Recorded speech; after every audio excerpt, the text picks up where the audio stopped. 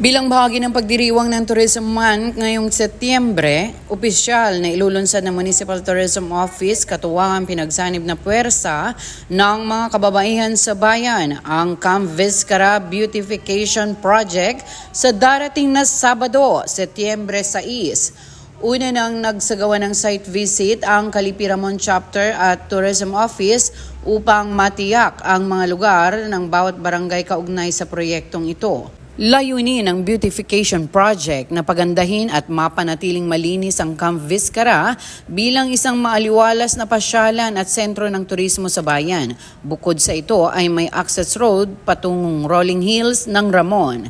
Isa sa pangunahing aktibidad sa araw na ito na sisimulan ng alas 6 ng umaga ay ang Linis Bayan o Clearing Up Drive kung saan makakasama ng grupo ang mga kawani at opisyalis ng bawat barangay, gayon din ang mga empleyado at mga opisyalis din ng lokal na pamahalaan ng Ramon, sangguniang kabataan at iba pang sektor sa lipunan.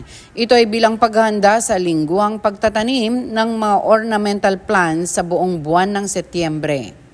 Ayon kay Mayora Sharon Vizcara, ang pagkilos na ito ay hindi lamang naglalayong magbigay ng maaliwalas na kapaligiran kundi isang paraan upang mapalakas ang pakikiisa at partisipasyon ng komunidad sa pagpapaunlad ng turismo sa bayan. Inanyayahan po namin kayong lahat na bumisita sa Camp Vizcara para po makita nyo ang mga pagbabago na magaganap po ngayong Setyembre.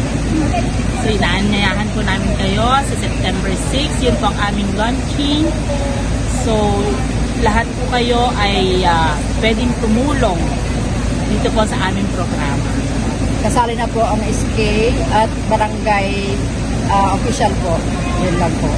Maraming salamat po.